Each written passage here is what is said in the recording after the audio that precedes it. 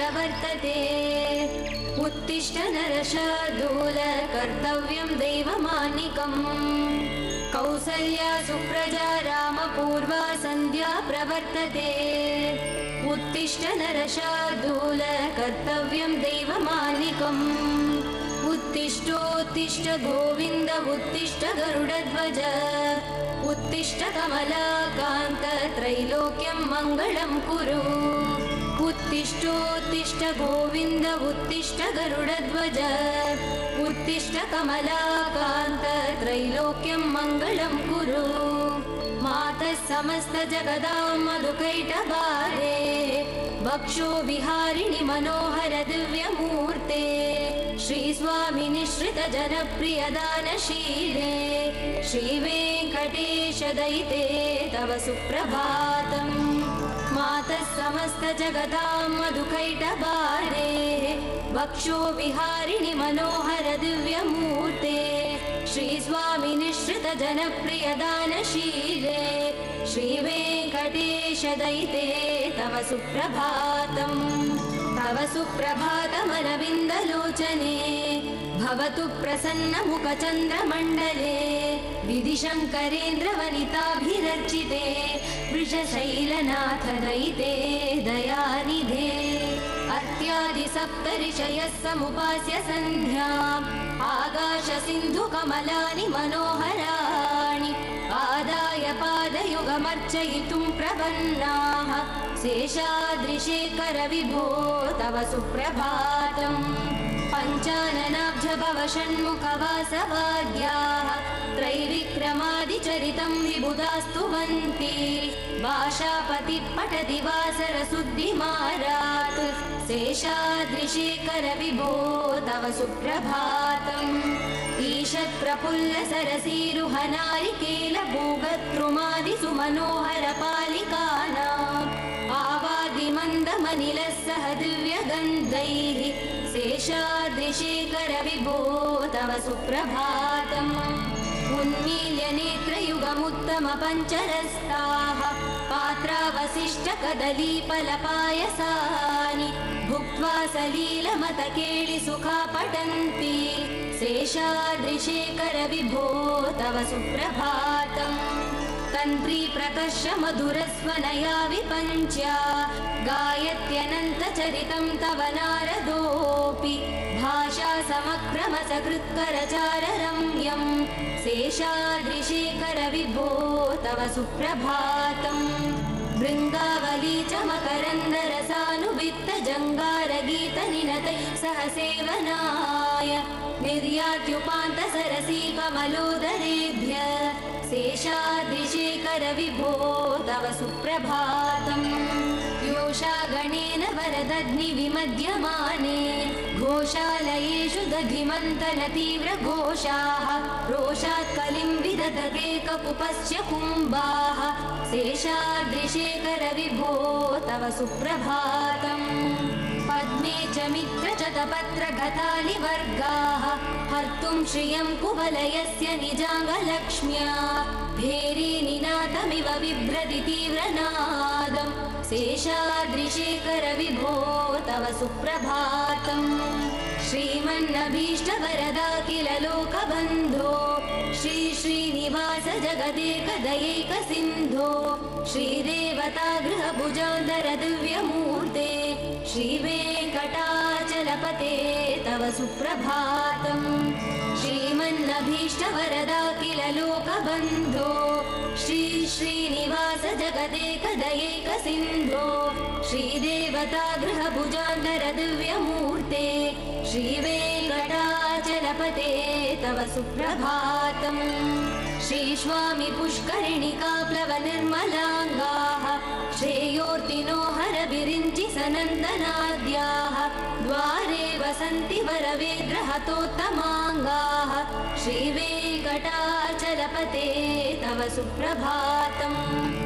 श्रीशेषशैलगरुडाचल वेङ्कटाद्रिनारायणाद्रिवृषभाद्रिवृषाद्रिमुख्याम्। आज्ञां त्वदीय वसतेरनिसंवदन्ति। श्रीवेङ्कटाचलपते तव सुप्रभातम्।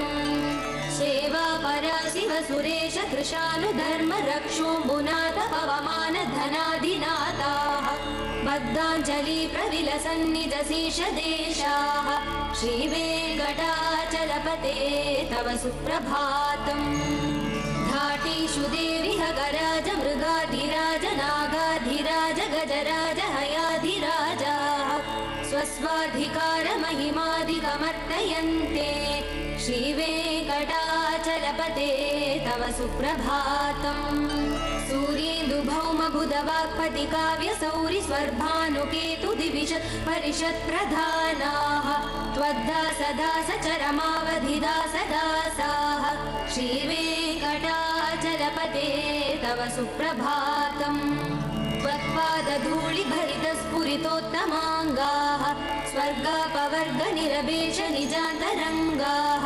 कल्पागमाकलनयाकुलतां लभन्ते श्रीवेङ्कटाचलपते तव सुप्रभातम् त्वद्गोपुराग्रसिगराणि निरीक्षमाणाः स्वर्गापवर्गपदवीं परमां श्रयन्त मर्त्या मनुष्यभुवने मतिमाश्रयन्ते श्रीवेङ्कटाचलपते तव सुप्रभातम् श्रीभूमिनायकदयादिगुणामृताब्धे देवाधिदेव जगदेकचरण्यमूर्ते श्रीमन्ननन्त गरुडादिभिरर्चिताङ्ग्रे श्रीवेङ्कटाचलपते तव सुप्रभातम् श्रीपद्मनाभ पुरुषोत्तम वासुदेव वैकुण्ठमाधव जनार्दन चक्रपाणे श्रीवत्स सिंह चरणागत पारिजात श्रीवेङ्कटाचलपते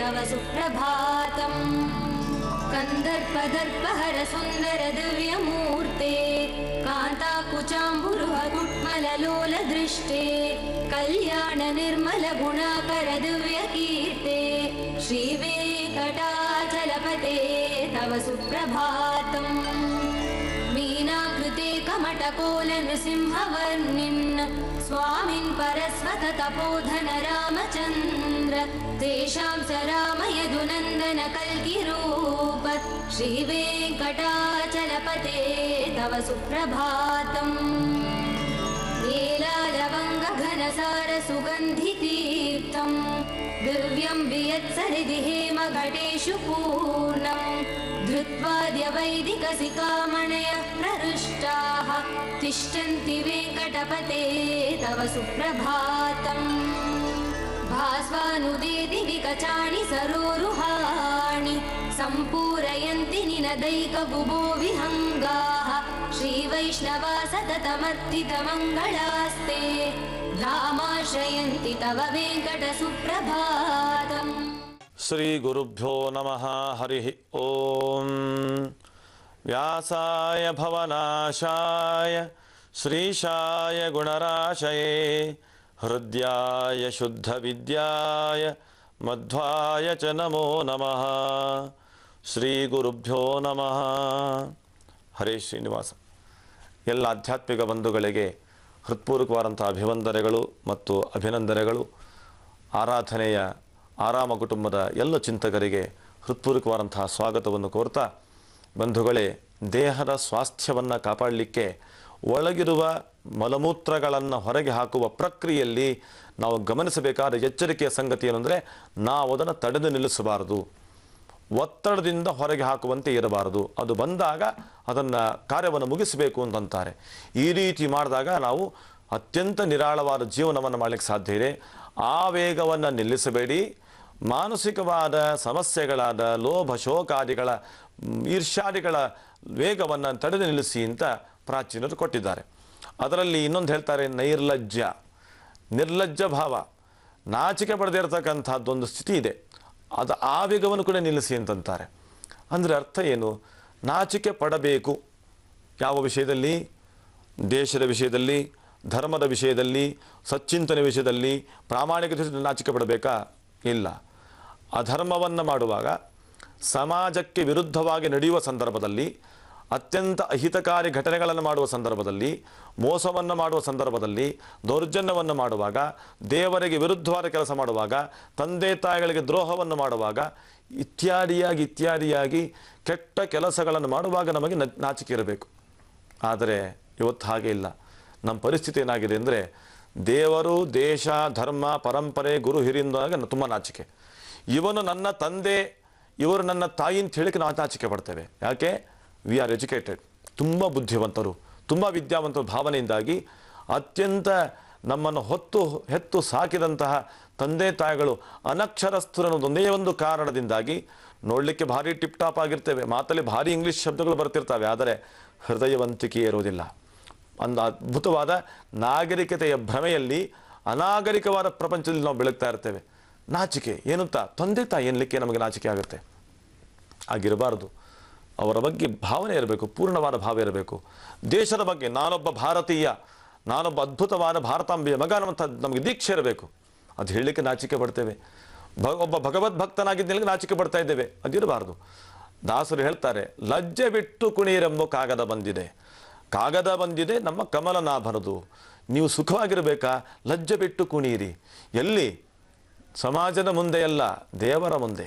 ಭಜೆ ವಿಶೇಷ ಸುಂದರಂ ಸಮಸ್ತ ಪಾಪ ಖಂಡನಂ ಸ್ವಭಕ್ತ ಚಿತ್ತರಂಜನಂ ಸದೈವ ರಾಮಮದ್ವಯಂ ಸದೈವ ರಾಮಮದ್ವಯಂ ಸದೈವ ರಾಮಮದ್ವಯಂ ಜಟಾಕಲಾಪ ಶೋಭಿತಂ ಸಮಸ್ತ ಪಾಪನಾಶಕಂ ಸ್ವಭಕ್ತ ಭೀತಿ ಭಂಜನಂ ಭಜೇಹ ರಾಮಮದ್ವಯಂ ಭಜೇಹ ರಾಮಮದ್ವಯಂ ಭಜೇಹ ರಾಮಮದ್ವಯಂ ನಿಜ ಸ್ವರೂಪ ಬೋಧಕಂ ಕೃಪಾಕರಂ ಭಾವಪಹಂ ಸಮಂ ಶಿವಂ ನಿರಂಜನಂ ಭಜೇಹ ರಾಮಮದ್ವಯಂ ಭಜೇಹ ರಾಮಮದ್ವಯಂ ಭಜೇಹ ರಾಮಮದ್ವಯಂ. ಭಗವಂತನ ಮುಂದೆ ನಾಚಿಕೆ ಪಡಬಾರದು. ನಾಚಿಕೆ ಪಡಬೇಡ, ಮನದಲ್ಲಿ ಯೋಚಿಸಿ ಕೆಡಬೇಡ ಅಂತಾರೆ. ದೇವರು, ಧರ್ಮ, ಪರಂಪರೆ, ಸಂಸ್ಕೃತಿ, ಸಾಹಿತ್ಯಗಳ ಬಗ್ಗೆ ನಾಚಿಕೆ ಪಡಬೇಡಿ. ಒಂದು ದೃಷ್ಟಾಂತ ಕೊಟ್ಟು ಹೇಳಬೇಕು ಈ ಸಂದರ್ಭದಲ್ಲಿ. ನನಗೆ ಬಿಡ್ಲಿಕ್ಕೆ ಮನಸ್ಸಾಗ್ತಾ ಇಲ್ಲ. ಇತ್ತೀಚೆಗೆ ನಡೆದಿರುವಂತಹ ಘಟನೆ, ನಾನು ನೋಡಿದಂಥ ಘಟನೆ ತಾವೆಲ್ಲ ಗಮನಿಸಿರ್ಬೋದು. ಅನೇಕ ಕಡೆಗಳಲ್ಲಿ ಮಕ್ಕಳು ಸಹಜವಾಗಿ ಶಾಲೆಗೆ ಹೋಗಿ ಬಂದು ಮನೆಯಲ್ಲಿ ಆಡ್ತಿರುವಾಗ, ಮನೆಗಳು ಬೇರೆ ಬೇರೆ ಜನಗಳು ಬಂದ ಸಂದರ್ಭದಲ್ಲಿ ಆ ಮಕ್ಕಳು ಸಹಜವಾಗಿ ಅಮ್ಮ ನನಗೆ ತಿಂಡಿ ಕೊಡು ಅಂತ ಕೇಳಿದರೆ, ಅಮ್ಮ ನನಗೆ ಹಾಲು ಕೊಡು ಅಂತ ಕೇಳಿದರೆ, ಅಮ್ಮ ಏನು ಮಾಡಬೇಕು ಹೇಳಿ? ಆಯಿತು ಅಂತ ಹೇಳಿ ಕೊಡಬೇಕು. ಎಲ್ಲ ಮನೆಗೆ ಅನುಬಂಧಿಗಳು ಬಂದಿರ್ತಾರೆ, ಅವರ ಮಿತ್ರರೆಲ್ಲ ಬಂದಿರ್ತಾರೆ, ದೊಡ್ಡ ದೊಡ್ಡ ಸ್ಥಾನದವರು ಬಂದಿರ್ತಾರೆ. ಅವರೆಲ್ಲ ಬಂದಾಗ ಈ ಮಗು ಹಾಗೆ ಕೇಳಿದ್ರೆ ಪ್ರೀತಿಯಲ್ಲಿ ಕೊಡಬೇಕು, ಕಲಿಸ್ಬೇಕಷ್ಟೆ. ಮತ್ತು ಆಮೇಲೆ ಕೊಡ್ತೇನೆ ಅನ್ನೋದು ಹೇಳಬೇಕು ಕನಿಷ್ಠ ಪಕ್ಷ. ಆದರೆ ಇವಳು ಮಗುವನ್ನು 2 ಸರ್ತಿ ಸಿಗ್ನಲ್ ಕೊಟ್ಟು, ಸೂಚನೆ ಕೊಟ್ಟು ಅಂತೆಲ್ಲ ಮಾಡಿ, ಎಲ್ಲ ನಾಟಕವನ್ನು ಮಾಡಿ, ಆ ಮಗು ಕೇಳದೆ, ಅಮಾಯಕವಾದ ಮಗು ನನಗೆ ಹಾಲು ಬೇಕು ಅಷ್ಟೇ ಅಂತ ಇಲ್ಲಿ ಗಲಾಟೆ ಮಾಡ್ತಾ ಇದ್ದರೆ, ಈ ಅಮ್ಮ ಆ ಮಗುವನ್ನು ಎಳ್ಕೊಂಡು ಹೋಗಿ ಒಳಗಡೆ, ನಿನಗೆ ಅರ್ಥ ಆಗಲ್ವ? ನಿನಗೆ ಯಾಕೆ ಕನ್ನಡದಲ್ಲಿ ಮಾತಾಡ್ತಾ ಇದ್ದಿ? ಇಂಗ್ಲೀಷಲ್ಲಿ ಮಾತಾಡಬಾರ್ದಾ? ಮಾಮ್ ಅಂತ ಯಾಕೆ ಕರಿಬಾರ್ದು? ನೋಡಿ, ಅಮ್ಮ ಅಂತ ಬಾಯಿ ಬಿಟ್ಟು ನಮ್ಮ ಮಗು ಕರೆದ್ರೆ, ತಾಯಿಯನ್ನು ಕರೆದ್ರೆ ಅವಳು ಹೇಳ್ತಾಳೆ ಮಾಮ್ ಅಂತ ಕರಿಬಾರ್ದಾ, ಮಮ್ಮಿ ಅಂತ ಕರಿಬಾರ್ದಾ? ಯಾಕೆ? ಬಂದವರಿಗೆ ಮುಂದೆ ಅವಮಾನ ಆಗುತ್ತೆ. ಎಂಥ ನಾಚಿಕೆ ನೋಡಿ ಪಾಪ. ಕನ್ನಡಾಂಬಿಯ ಮಡಿಲಲ್ಲಿ ಹುಟ್ಟಿಕೊಂಡು ಅದರಲ್ಲಿ ಬೆಳೀತಾ ಇರುವಂಥ ಒಬ್ಬ ತಾಯಿಗೆ, ಒಬ್ಬ ಹೆಣ್ಣಿಗೆ, ಅವಳಿಗೆ ಮಾಮ್ ಅಂತ ಕರೆಸ್ಕೊಳ್ಬೇಕಂತೆ, ಮಮ್ಮಿ ಅಂತ ಕರೆಸ್ಕೊಳ್ಬೇಕಂತೆ. ನೀವು ಹೇಗೆ ಬೇಕಾದರೂ ಕರೆಸ್ಕೊಳ್ಳಿ. ಕರೆಯುವ ವ್ಯಕ್ತಿಗೆ ಶ್ರದ್ಧೆ ಇದ್ದಾಗ, ಪ್ರೀತಿ ಇದ್ದಾಗ, ಕರೆಸಿಕೊಳ್ಳುವ ವ್ಯಕ್ತಿಗೆ ಪ್ರೀತಿ ಶ್ರದ್ಧೆ ಇದ್ದಾಗ ಯಾವ ಶಬ್ದ ಆದರೂ ತೊಂದರೆ ಇಲ್ಲ. ಆದರೆ ಒಂದು ಎಚ್ಚರಿಕೆ ಇರಲಿ. ನಾನು ಯಾವ ಶಬ್ದದಿಂದ ಕರೆಸ್ಕೊಳ್ಬೇಕು ಅಂತ ಎಚ್ಚರಿಕೆ ನನಗಿರಬೇಕು. ನಾನು ಪ್ರಾರಂಭದಲ್ಲಿ ಹೇಳಿದ್ದೇನೆ, ಶಬ್ದವನ್ನು ಪ್ರಯೋಗಿಸುವಾಗ ಅರ್ಥ ಮಾಡಿಕೊಂಡು ಪ್ರಯೋಗಿಸ್ಕೊಳ್ಬೇಕು. ಆರಾಮವಾಗಿದ್ದೇನೆ ಚಿಂತನೆ ಮಾಡ್ತಾ ಇದ್ದೇವೆ ನಾವಲ್ವಾ? ಯಾವುದೇ ಶಬ್ದವನ್ನು ಪ್ರಯೋಗಿಸಿದ್ರು ಅರ್ಥ ಗೊತ್ತಿರಬೇಕು ನಮಗೆ. ಮಮ್ಮಿ ಹೌದು, ಆಂಗ್ಲ ಭಾಷೆಯ ಒಂದು ಶಬ್ದ ಆಗಿರ್ಬೋದು, ಅದಕ್ಕೆ ಅರ್ಥ ಏನು? ಅದಕ್ಕೆ ಅನೇಕ ಅರ್ಥ ಇರಬಹುದು ನಿಜ. ಆದರೆ ಸಹಜವಾಗಿ ಇತಿಹಾಸವನ್ನು ಓದತಕ್ಕಂಥ ನಮಗೆ ಮಮ್ಮಿ ಅಂದರೆ ಅರ್ಥ ಏನು? ತಾಯಿ ಅಂತ ಅರ್ಥ ಮಾಡ್ಕೊಂಡಿರ್ಬೋದು. ಆದರೆ ಒಂದು ಸಂಸ್ಕೃತಿ ಗೊತ್ತಲ್ಲ ನಮಗೆ, ಆ ಸಂಸ್ಕೃತಿಯ, ಆ ದೇಶದ ಸಂಸ್ಕೃತಿಗೆ ಒಂದು ಭಾಗವಾಗಿರ್ತಕ್ಕಂಥ ಮಮ್ಮೀಸ್, ಅರ್ಥಾತ್ ಹೆಣಗಳನ್ನು ತುಂಬಿಡ್ತಕ್ಕಂಥ ಒಂದು ಸಂಸ್ಕೃತಿ ಏನಿದೆ, ಪ್ರಕ್ರಿಯೆ, ಅದನ್ನು ಮಮ್ಮಿ ಅಂತ ಕರೀತಾರೆ. ಅಷ್ಟು ಭಯಾನಕವಾದ ಅರ್ಥ ಇರುವ ಶಬ್ದವನ್ನು ಕರೆದು ಈ ಮಗು ಅವರನ್ನು ಕರಿಬೇಕಂತೆ. ಪ್ರೀತಿಯಲ್ಲಿ ಅಮ್ಮ ಎಂಬ 2 ಅಕ್ಷರ ಅಂತ ನಮ್ಮ ಕನ್ನಡ ಸಾಹಿತಿಗಳು ಹೇಳ್ತಾರೆ. ಎಷ್ಟು ಪ್ರೀತಿಯ ಭಾವ ತುಂಬಿದ ಆ ಶಬ್ದದಲ್ಲಿ ಅಂತ. ಅಂಬ ಸಂಸ್ಕೃತದ ಶಬ್ದ, ಅದರ ಅನುವಾದವಾಗಿ ಒಂದು ರೀತಿಯಲ್ಲಿ ಸತ್ಸಮವಾಗಿ ಬಂದಿರತಕ್ಕಂಥದ್ದು ಅಮ್ಮ ಅನ್ನುವಂಥ ಶಬ್ದ. ಆ ಅಮ್ಮ ಶಬ್ದ ಕರೆದಕ್ಕೆ ನಾಚಿಕೆ ಆಯಿತು ಅವಳಿಗೆ. ಇದು ಒಂದಲ್ಲ, ಇಂಥದ್ದು ಬೇಕಾದಷ್ಟಿದೆ. Don't tell. ಏನು ಭಾರಿ ಇವರು ಇಂಗ್ಲೀಷಲ್ಲಿ ಹುಟ್ಟಿ ಬಂದಂತೆ ಮಾತಾಡ್ತಾರೆ, ಅದಿರಬಾರ್ದು. ಇಂಗ್ಲೀಷನ್ನು ದ್ವೇಷ ಮಾಡ್ತಾ ಇಲ್ಲ ಬಂಧುಗಳೇ. ಇಂಗ್ಲೀಷ್ ಬೇಕು. ಭಾರತೀಯತೆ, ಕನ್ನಡಾಂಬೆಯ ಸಂಸ್ಕೃತಿ ಇದೆಲ್ಲವನ್ನು ಹೊರಗೆ ಕೊಡಲಿಕ್ಕೆ ಮಾಧ್ಯಮ ಇಂಗ್ಲೀಷ್ ಬೇಕು ನಮಗೆ. ನಾವು ಚೆನ್ನಾಗಿ ಕಲಿಬೇಕು. ಆದರೆ ನಮ್ಮ ಭಾಷೆಯನ್ನು ಮಾತಾಡುವಾಗ ನಾಚಿಕೆ ಇರಬಾರ್ದು. ಭಾರತೀಯತೆ, ಕನ್ನಡಾಂಬೆಯ ಸಂಸ್ಕೃತಿ ಇದೆಲ್ಲವನ್ನು ಹೊರಗೆ ಕೊಡಲಿಕ್ಕೆ ಮಾಧ್ಯಮ ಇಂಗ್ಲೀಷ್ ಬೇಕು ನಮಗೆ. ನಾವು ಚೆನ್ನಾಗಿ ಕಲಿಬೇಕು. ಆದರೆ ನಮ್ಮ ಭಾಷೆಯನ್ನು ಮಾತಾಡುವಾಗ ನಾಚಿಕೆ ಇರಬಾರ್ದು. ಆದರೆ ನಮಗೇನಾಗಿದೆ, ಬೇರೆ ಭಾಷೆಗಳನ್ನು ತಗೊಂಡು, ಬೇರೆ ವೇಷ ಸಂಸ್ಕೃತಿ ತಗೊಂಡು ಇವತ್ತು ವೇಷ, ಭಾಷೆ, ಆಹಾರ ವಿಹಾರ ಸಂಸ್ಕೃತಿಯಲ್ಲಿ ನಮಗೆ ಲಜ್ಜೆನೇ ಇಲ್ಲ, ನೈರ್ಲಜ್ಜ. ಯಾರು ನೋಡಿದ್ರೇನು, ಯಾರು ಕೇಳಿದ್ರೇನು ಈ ಸ್ಥಿತಿ ಬಂದುಬಿಟ್ಟಿದ್ದೇವೆ. ಈ ರೀತಿಯ ಬದುಕಲ್ಲಿ ಏನು ನೈರ್ಲಜ್ಜೆ ಇದೆ, ಅದು ಆ ವೇಗ ನಿಲ್ಲಬೇಕು ಅಂತಾರೆ. ನಮಗೆ ಆ ವೇಗ ನಿಲ್ಲಿಸ್ತಾ ಇಲ್ಲ. ನಿರ್ಲಜ್ಜರಾಗಿ ಪ್ರವೃತ್ತಿ ಮಾಡ್ತಾ ಇದ್ದೇವೆ. ದೇಶ, ಧರ್ಮ, ಭಾಷೆ, ಸಂಸ್ಕೃತಿಯಿಂದಾಗ ನಮಗೆ ನಾಚಿಕೆ ಬರುತ್ತೆ. ಮಾತಾಡಲಿಕ್ಕಾಗೋದಿಲ್ಲ, ನೋಡಲಿಕ್ಕಾಗೋದಿಲ್ಲ, ನಾಚಿಕೆ ಆಗುತ್ತೆ, ಹೇಸಿಗೆ ಬರ್ತೀನೋ ಅಂತ ಮಟ್ಟಕ್ಕಿದ್ದೇವೆ. ಹಾಗಾಗಿ ಹೇಳ್ತಾರೆ ಶಾಸ್ತ್ರಕಾರರು, ಚರಕ ಶ್ರುತಿಗಳಲ್ಲಿ ಹೇಳ್ತಾರೆ, ನೀವು ನೈರ್ಲಜ್ಜವನ್ನು, ಅಧಾರ್ಮಿಕವಾದ, ಅಶಾಸ್ತ್ರೀಯವಾದ, ಅಲೌಕಿಕವಾದ ಈ ರೀತಿಯ ಸಂಸ್ಕೃತಿಗಳಲ್ಲಿ ಲಜ್ಜೆ ಇಲ್ಲದಿರುವಂಥ ಸ್ಥಿತಿ ಏನುಂಟೋ ಅದರ ವೇಗವನ್ನು ನಿಲ್ಲಿಸಿ ಆರಾಮವಾಗಿರ್ತೀರಿ, ಹೊರತು ಇದರ ವೇಗ ನಿಲ್ಲಿಸಬೇಡಿ ಅಂತಂತಾರೆ. ಹಾಗೆ ಇನ್ನೊಂದು ಭಯಾನಕವಾದದ್ದು ಯಾವುದು ಗೊತ್ತೋ, ಅತಿರಾಗ. ಅತಿರಾಗ ಅಂದ್ರೇನು? ರಾಗ ಅಂದರೆ ಪ್ರೀತಿ, ಅತಿರಾಗ ಅಂದರೆ ಅತಿಯಾದ ಪ್ರೀತಿ. ಅಂದರೆ ಅತಿಯಾದ ಪ್ರೀತಿ ಅಂತ ಹೇಳೋದು ಯಾಕೆ ಅಂದರೆ ಅಲ್ಲಿ ವೈಚಾರಿಕತೆ ಇರೋದಿಲ್ಲ, ಸಹಜವಾಗಿ ಪ್ರೇಮ ಅನ್ನೋದಿರೋದಿಲ್ಲ. ಪ್ರೇಮದ ಹೆಸರಲ್ಲಿ ಕಾಮ ಇರುತ್ತೆ. ಆ ಕಾಮದಿಂದಾಗಿ ಈ ಪ್ರೇಮದ ಹೆಸರಲ್ಲಿ ಮಾಡುವಂಥ ಅವ್ಯವಸ್ಥಿತವಾದ ಪ್ರವೃತ್ತಿ ಇದೆಯಲ್ಲ, ಇದು ಬಾಧಕ. ಅದನ್ನು ನಿಲ್ಲಿಸಿ. ಮನುಷ್ಯನಿಗೆ ಬಂದಿರುವಂಥದ್ದು ದೌರ್ಬಲ್ಯ, ಭಯಾನಕವಾದ ದೌರ್ಬಲ್ಯ. ಅದು ಕಣ್ಣಿಗೆ ಕಂಡ ತಕ್ಷಣ ಬೇಕು, ಆಗಬೇಕು ಅಂತ ಮನೋಭೂಮಿಕೆ ಬರುತ್ತೆ. ಹಿಂದೆ ಹೋಗ್ತಾನೆ, ಬೀಳ್ತಾನೆ, ಅಧಪ್ಪತನ ಹೊಂದ್ತಾನೆ. ಇವತ್ತು ನೋಡ್ತಾ ಇದ್ದೇವೆ. ಆಗಬಾರದ ಸಂಗತಿಗಳೆಲ್ಲ ಆಗ್ತಾ ಇದೆ. ಎಷ್ಟು ದುಃಖಗಳು ಪಡ್ತಾ ಇದೆ ಎಲ್ಲ ಕುಟುಂಬಗಳು. ಹಾಗಾಗಬಾರದು. ಅದಕ್ಕೆ ಹೇಳ್ತಾರೆ, ನಿಮ್ಮಲ್ಲಿರುವ ಅತಿರಾಗದ ವೇಗವನ್ನು ನಿಲ್ಲಿಸಿ. ಇನ್ನೊಂದಿದೆ ಭಯಾನಕವಾದದ್ದು ಯಾವುದು ಗೊತ್ತೋ, ಇನ್ನೊಬ್ಬರ ಸಂಪತ್ತನ್ನು ಸೆಳ್ಕೊಳ್ಬೇಕು ಹೇಗಾದರೂ ಮಾಡಿ ಅಂತ, ಹೇಗಾದರೂ ಮಟ್ಟ ಹಾಕಬೇಕು, ಹೇಗಾದರೂ ಮೋಸ ಮಾಡಿ ಅದನ್ನು ಸಂಪಾದನೆ ಮಾಡಬೇಕು ಅಂತ, ಆ ರೀತಿಯ ಅಪಹರಿಸುವಂಥ ಮನೋಭೂಮಿಕೆ ಇದೆಲ್ಲ, ಅದರ ವೇಗವನ್ನು ನಿಲ್ಲಿಸಿ ಅಂತಾರೆ. ಹೀಗೆ ಒಂದೇ ಎರಡೇ ಅನೇಕ ದೌರ್ಬಲ್ಯಗಳ, ದುರ್ಬಲವಾದಂಥ ರೀತಿ ನಮ್ಮನ್ನು ಉಂಟು ಮಾಡ್ತಕ್ಕಂತಹ ಆ ಮನಸ್ಥಿತಿಯನ್ನು ಉಂಟು ಮಾಡುವಂಥ ಸಮಸ್ಯೆಗಳೇನುಂಟೋ ಆ ವೇಗವನ್ನು ನಿಲ್ಲಿಸಿ. ಮಾನಸಿಕವಾದ ದೌರ್ಬಲ್ಯಗಳ ಸಮಸ್ಯೆಗಳ ವೇಗವನ್ನು ನಿಲ್ಲಿಸಿ ಆರಾಮವಾಗಿರಿ. ಹಾಗೆ ಇನ್ನೊಂದು ಸಮಸ್ಯೆ ಉಂಟು, ಅದು ಯಾವುದು? ವಾಚನಿಕವಾದದ್ದು, ಮಾತಿಗೆ ಸಂಬಂಧಪಟ್ಟಂತಹ ಸಮಸ್ಯೆಗಳ ವೇಗ. ಅದು ಯಾವುದು? ಅವ್ರು ಹೇಳ್ತಾರೆ, ಪರುಷಸ್ಯ ಅತಿಮಾತ್ರಸ್ಯ ಸೂಚಕಸ್ಯ ಅನೃತಸ್ಯ ಚ ವಾಕ್ಯಸ್ಯ ಅಕಾಲಯುಕ್ತಸ್ಯ ಧಾರಯೇತ್ ವೇಗಂ ಉತ್ಥಿತಂ. ಮಾತಾಡುವಾಗ ಸಮಸ್ಯೆಗಳಾಗ್ತದೆ. ಏನು ಸಮಸ್ಯೆ ಇದು? ಅಲ್ಲೊಂದು ವೇಗ ಇದೆ, ಆ ವೇಗವನ್ನು ನಿಲ್ಲಿಸ್ಬೇಕಂತೆ. ಮಲಮೂತ್ರಗಳ ವೇಗ ನಿಲ್ಲಿಸೋದಲ್ಲ, ಅದನ್ನು ವೇಗ ನಿಲ್ಲಿಸಬಾರ್ದು, ಈ ವೇಗವನ್ನು ನಿಲ್ಲಿಸಬೇಕು ಅಂತಾರೆ. ಪರುಷಸ್ಯ ಅಂದ್ರೇನು? ಅತ್ಯಂತ ಕಟುವಾಗಿ ಮಾತಾಡ್ತಕ್ಕಂಥದ್ದು, ಇನ್ನೊಬ್ಬರಿಗೆ ನೋವಾಗುವಂತೆ ಮಾತಾಡ್ತಕ್ಕಂಥದ್ದು. ಅದು ಹೇಳಿ ಬರಬೇಕಾದ್ರೆ ತನ್ನಷ್ಟಕ್ಕೆ ಬಂದ್ಬಿಡುತ್ತೆ. ಇನ್ನೊಬ್ಬರಿಗೆ ಚುಚ್ಚಿ ಮಾತಾಡ್ತಕ್ಕಂಥದ್ದು ಇದೆಯಲ್ಲ, ಸಹಜವಾಗಿ ಬಂದ್ಬಿಡುತ್ತೆ. ಅವ್ರು ಹೇಳ್ತಾರೆ, ನಿಲ್ಲಿಸಿ. निष्प्रपञ्च निर्विकल्प निर्मलं निरामयं चिदेकरूपसन्ततं भजेह राममद्वयं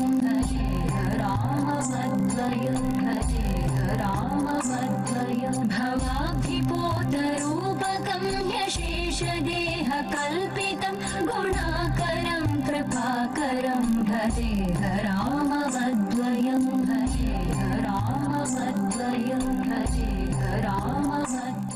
ಮಾತಾಡುವ ಸ್ವಭಾವ ಸಹಜವಾಗಿ ಬರುತ್ತೆ, ಪಟ್ ಅಂತ ಮಾತಾಡುವಂಥ ಬರುತ್ತೆ.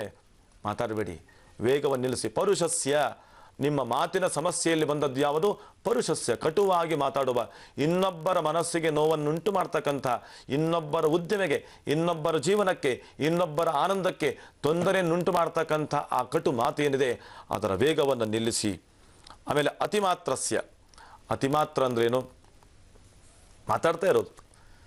ಏನು ಮಾತಾಡೋದು? ಅತಿಮಾತ್ರ ಅಂತಂತಾರೆ. ಮಾತಾಡ್ತಿರೋದು ಅಂದ್ರೆ ಅರ್ಥ ಏನು? ಮಾತಾಡ್ತಾ ಇರೋದು. ಯಾಕೆ ಮಾತಾಡ್ತೇನೆ ಗೊತ್ತಿಲ್ಲ, ಸುಮ್ಮನೆ ಮಾತಾಡ್ತಾ ಇರೋದು, ಗಂಟೆಗಟ್ಟಲೆ ಮಾತಾಡ್ತಿರೋದು. ಅಲ್ಲ, ಮಾತಾಡಿ ಜೀವನ ಹೋಯ್ತು ಅಂತ ಒಂದು ಹೇಳ್ತಾರೆ. ಮಾತು ಬೆಳ್ಳಿಯಾಗಿರಬೇಕು, ಮೌನ ಬಂಗಾರವಾಗಿರಬೇಕು ಅಂತ ಒಂದು ಮಾತಿದೆ. ನಮ್ಮಲ್ಲಿ ಮಾತು ಬೇಕು, ಎಷ್ಟು ಬೇಕೋ ಅಷ್ಟೇ ಇರಬೇಕು. ಆದರೆ ಇವತ್ತೇನಾಗಿದೆ? ಅತಿಯಾದ ಮಾತು. ಮನುಷ್ಯನ ಮನಸ್ಸು ಹಾಳಾಗಿದ್ದು, ಮನೆಗಳು ಹಾಳಾಗಿದ್ದು ಈ ಒಂದು ಮಾತಿನಿಂದ. ಸಂದರ್ಭ ಇಲ್ಲ, ಸಂಬಂಧ ಇಲ್ಲ, ಮಟ್ಟು ಮಾತಾಡ್ತಾ ಇರೋದು. ಇದರ ಪರಿಣಾಮವಾಗಿ ದೊಡ್ಡವರಿಲ್ಲ, ಚಿಕ್ಕವರಿಲ್ಲ, ಸಂದರ್ಭ ಇಲ್ಲ, ಕಾಲ ಇಲ್ಲ.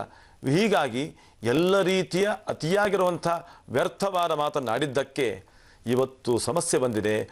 ಆ ಮಾತಾಡೋ ಸ್ವಭಾವ ನಿಲ್ಲಿಸಿ. ಇವತ್ತು ನಮ್ಮಲ್ಲಿ ನೋಡ್ತೇವೆ ನಾವು, ದೊಡ್ಡವರು ಯಾರಾದರೂ ಮಾತಾಡ್ತಿದ್ರೆ ಅಥವಾ ನಮ್ಮಲ್ಲೇ ದೊಡ್ಡವರಲ್ಲೇ ಸಮಾನರಲ್ಲಿ ಮಾತಾಡ್ತಿರುವಾಗ ನಮಗೆ ಸಂಬಂಧಪಟ್ಟಿಲ್ಲ ಅಂತಾದರೆ ನಾವು ಬಾಯಲ್ಲಿ ಹಾಕಿದರೆ ಅಂತಾರೆ, ತಕ್ಷಣ ಮಾತಾಡಿದರೆ ನಿಮಗೆ ಸಂಬಂಧಪಟ್ಟರೆ ಸುಮ್ಮನೆ ಕೂಡು ಅಂತಾರೆ. ಅದಕ್ಕೆ ಎರಡು ಶಬ್ದ ಹೇಳ್ತಾರೆ, ಒಂದು ಅಧಿಕ ಪ್ರಸಂಗ, ಇನ್ನೊಂದು ತಲೆ ಹರಟೆ ಅಂತ. ಮಾತಾಡಲಿಕ್ಕೆ ಸಂಬಂಧ ಇಲ್ಲ, ಕೂತ್ಕೋ ಅಂತಾರೆ. ಇದು ಬೇಡ ಅಂತಾರೆ. ಈ ರೀತಿ ಮಾತಾಡೋ ಸ್ವಭಾವ, ಇನ್ನೊಬ್ಬರ ವಿಷಯದಲ್ಲಿ ತಲೆ ಹಾಕತಕ್ಕಂಥದ್ದೇನಿದೆ ಆ ಮಾತಾಡೋ ಸ್ವಭಾವವನ್ನು ನಿಲ್ಲಿಸು ಅಂತಾರೆ. ಹಾಗೆ ಅನೃತಸ್ಯ ಅಂದ್ರೇನು? ಸುಳ್ಳು ಮಾತಾಡೋದು, ತನ್ನ ಸ್ವಾರ್ಥಕ್ಕೋಸ್ಕರವಾಗಿ ಏನೇನೋ ಮಾತಾಡೋದು. ಇವತ್ತು ಎಷ್ಟು ನೋಡ್ತೇವೆ, ಎಲ್ಲ ಮಾಧ್ಯಮಗಳಲ್ಲಿ, ಎಲ್ಲ ವೃತ್ತಪತ್ರಿಕೆಗಳಲ್ಲಿ ಬಂದು ಬಿಡ್ತಾರೆ ವಿಷಯ, ಇಂಥವರು ಹೀಗೆ ಅಂತ. ವಾಸ್ತವಿಕವಾಗಿರೋದು ನಮ್ಗೆ ಗೊತ್ತೇ ಇರೋದಿಲ್ಲ. ಅದು ನಿರ್ಣಯ ಆಗೋ ಕಾಲಕ್ಕೆ ಜೀವನವೇ ಇಲ್ಲ ಅಂತಾಗಿರುತ್ತದೆ. ಅಂಥದ್ದು ಬೇಕಾದಷ್ಟು ಘಟನೆ ನೋಡ್ತೇವೆ. ಒಬ್ಬ ವ್ಯಕ್ತಿಯ ತನ್ನ ಸ್ವಾರ್ಥಕ್ಕೋಸ್ಕರವಾಗಿ ಯಾರ್ಯಾರು ಜೀವನ ಹಾಳು ಮಾಡಬೇಕು ಅಂತ ಏನೇನು ಮಾತಾಡೋದಿರುತ್ತೆ. ತುಂಬ ಜಾಗ್ರತೆ ಬೇಕು ಬಂಧುಗಳೇ. ಅದರಲ್ಲಂತೂ ಈ ದೂರವಾಣಿಗಳಲ್ಲಿ ಮಾತಾಡುವಾಗ, ಅದರಲ್ಲೂ ಮೊಬೈಲಲ್ಲಿ ಮಾತಾಡೋದು ತುಂಬ ಜಾಗ್ರತೆ ಇರಬೇಕು. ಯಾಕೆಂದರೆ ಏನೇನೋ ಮಾತಾಡಿರ್ತೇವೆ, ಯಾಕೆ ಗೊತ್ತಿಲ್ಲ. ಹಾಗಾಗಿ ಮಾತಾಡೋದನ್ನು ನಿಲ್ಲಿಸೋದು ತುಂಬ ಉತ್ತಮ ಪಕ್ಷ. ಅಗತ್ಯ ಇದ್ದಷ್ಟು ಮಾತಾಡಬೇಕು, ಆಮೇಲೆ ತಟಸ್ಥವಾಗಿರಬೇಕು. ತುಂಬ ನನಗಂತೂ ಒಮ್ಮೆ ಹಾಗನಿಸುತ್ತೆ ಇದು ಉತ್ತಮ ಪಕ್ಷ ಅಂತ. ಹಾಗಾಗಿ ಅನೃತಸ್ಯ, ಮಾತಾಡುವಾಗ ಸುಳ್ಳು ಮಾತಾಡಬಾರದು. ಸುಳ್ಳು ಮಾತಾಡಿದರೆ ಭಯಾನಕ ಆಗುತ್ತೆ. ಸುಳ್ಳು ಮಾತಾಡುವ ಸ್ವಭಾವ ಸಹಜವಾಗಿ ಬರುತ್ತೆ. ಆ ವೇಗವನ್ನು ನಿಲ್ಲಿಸಿ ಸುಖವಾಗಿರಿ.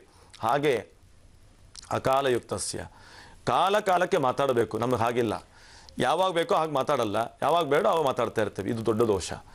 ನಮ್ಮಲ್ಲಿ ಹಾಗಾಗ್ತದೆ. ಸಾಮಾಜಿಕವಾದ ನ್ಯಾಯ, ಪ್ರಾಮಾಣಿಕವಾದ ಬದುಕಿಗೆ ಬೇಕಾದಂಥ ವ್ಯವಸ್ಥೆ ಆಗದಿರೋದಕ್ಕೆ ಕಾರಣ ಇಂಥದ್ದು.